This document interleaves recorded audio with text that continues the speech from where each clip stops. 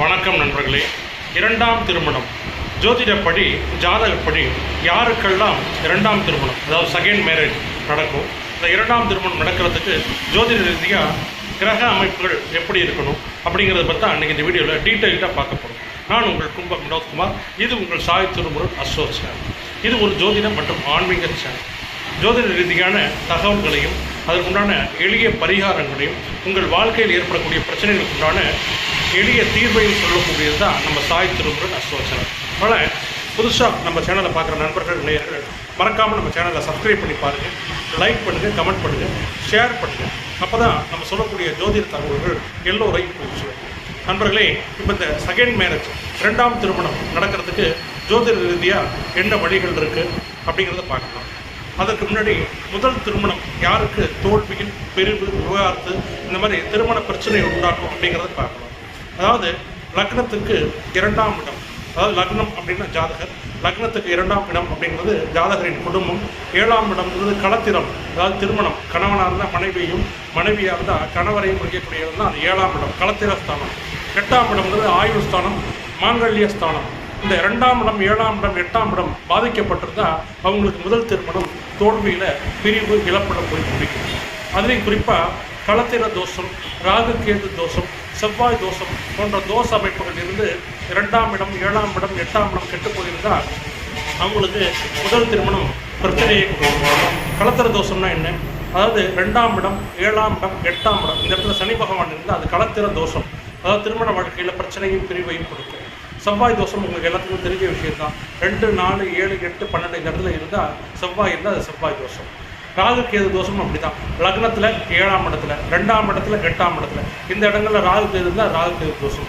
இப்படி களத்திர ராகு கேது தோஷம், செவ்வாய் தோஷம் இருந்து அந்த ரெண்டாம் இடம், ஏழாம் இடம், எட்டாம் இடம் பாதிக்கப்பட்டு, அதாவது பாதிக்கப்பட்டுதான் எப்படி இந்த ரெண்டாம் இடம், ஏழாம் இடம் வலுவிழந்து, அதாவது பகை வீட்டில், நீச்ச வீட்டில் இருக்கிறது. இந்த இரண்டாம் இடம் கெட்டு போயிருக்கிறது, வலுவில்லாமல் இருக்கிறது. ஏழாம் இடமும் வலுவில்லாமல் நீச்சமாகி பகை அஸ்தமனம் இது போன்ற அமைப்புகளில் இருக்கிறது. அதே மாதிரி எட்டாம் இடம் மாங்கல்யஸ்தலமும் கெட்டு போயிருக்கிறது. இந்த மாதிரி அமைப்புகள் தான் அந்த முதல் திருமணம் தோல்வியில் பிரிவு, விவாகரத்து, இழப்பு போன்ற விஷயங்களை செய்யும். சரி சார், முதல் திருமணத்தை பற்றி சொல்லிட்டீங்க. இப்போ இரண்டாம் திருமணம் எப்படி இருக்கும், அது கிரகம் இப்போ எப்படி இருக்கணும்? அதாவது ஏழாம் இடம் முதல் திருமணம்னா 11ஆம் இடம் இரண்டாம் திருமணத்தை குறிக்கும், செகண்ட் மேரேஜ் குறிக்கும். அந்த 11ஆம் இடம் யாருக்கெல்லாம் வலுவாக இருக்கோ, அதாவது ஏழாம் இடம் வலு குறைந்து 11ஆம் இடம் யாருக்கு வலுவாக இருக்கோ அவங்களுக்கு இந்த இரண்டாம் திருமணம் கண்டிப்பாக நடக்கும். வலுவான எப்படி?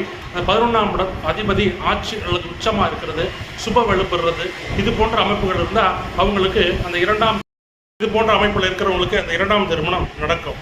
அதுலேயும் குறிப்பாக அந்த 11ஆம் இடத்துல சனி பகவான், ராகு போன்ற பாவ கிரகங்கள் இருந்தால் அந்த ஜாதகருக்கு ஜாதி விட்டு ஜாதி வேற மதத்தை சேர்ந்த ஆணையோ அல்லது பெண்ணையோ மணக்க திருமணம் பண்ண நேரிடும். அதுலேயும் காதல் திருமணம் நடக்கணும் அப்படின்னா அந்த 11ஆம் இடத்துல சுக்கிரன் ராகு சேர்க்கை, சுக்கிரன் சனி சேர்க்கை, சுக்கிரன் புதன் சேர்க்கை, இந்த அமைப்பெல்லாம் அந்த 11ஆம் இடம் சம்மந்தப்பட்டு இருந்தால் அந்த இரண்டாம் திருமணம் காதல் திருமணமாக நடைபெறும். சனி பகவான் அந்த 11ஆம் இடத்துல இருந்தால் வயது வித்தியாசம் உள்ள பெண்ணையோ அல்லது வயது வித்தியாசம் உள்ள ஆணையோ திருமணம் செய்ய நேரிடும். வயது வித்தியாசம்னா 5 வயசு கீழே இளமையாக இருக்கிறது வயசு வித்தியாசம் தான், 6 மாதம் 1 வருஷம் மூப்பாக இருக்கிறது வயசு வித்தியாசம் தான்.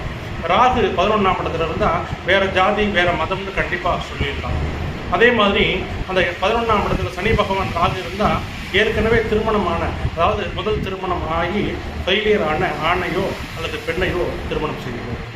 ஆண்களாக இருந்தால் பெண்களுக்கு ஏற்கனவே திருமணமான பெண்ணை திருமணம் பண்ணுற மாதிரி வரும். பெண்களாக இருந்தால் ஏற்கனவே திருமணம் ஆகி அந்த பிரிவை இழப்பையோ ஆன திருமணம் பண்ண வேண்டி வரும்.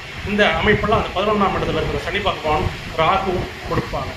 அதே போல் 11ஆம் இடம் சுப வலுவாக இருந்தால் அந்த முதல் திருமணம், அதாவது இவருக்கு இரண்டாம் திருமணமாக இருக்கும். அந்த 11ஆம் இடத்துல சுப கிரகம் இருந்தால் வரக்கூடிய பொண்ணோ பையனோ முதல் தாரமாக இருப்பாங்க. இவருக்கு ஆக்சுவலாக பார்த்தீங்கன்னா இரண்டாம் திருமணமாக தான் இருக்கும்.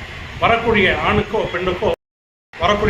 பெண்ணுக்கோ அது முதல் திருமணமாக அமையும்.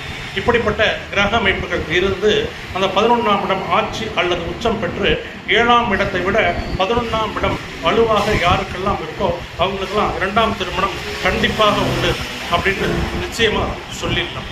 நண்பர்களே, தனிப்பட்ட ஜாதகம் பார்க்க விருப்பமுள்ள நண்பர்கள், நேயர்கள், நீங்கள் எந்த ஊர், எந்த நாடு, எந்த மாவட்டமாக இருந்தாலும் ஆன்லைன்லேயே ஜாதகம் பார்த்து ஃபோன்லேயே கூப்பிட்டு அனைத்து பலன்களும் துல்லியமாக சொல்லிட்டு இருக்கிறோம். விருப்பமுள்ள நண்பர்கள், நேயர்கள் என்னோட நம்பருக்கு கால் பண்ணுங்கள், இல்லை வாட்ஸ்அப் பண்ணுங்கள். நான் உங்கள் கும்பம் வினோத்குமார். இது உங்கள் சாய் திருமணம் ரிசர்ச் சேனல். நன்றி, வணக்கம்.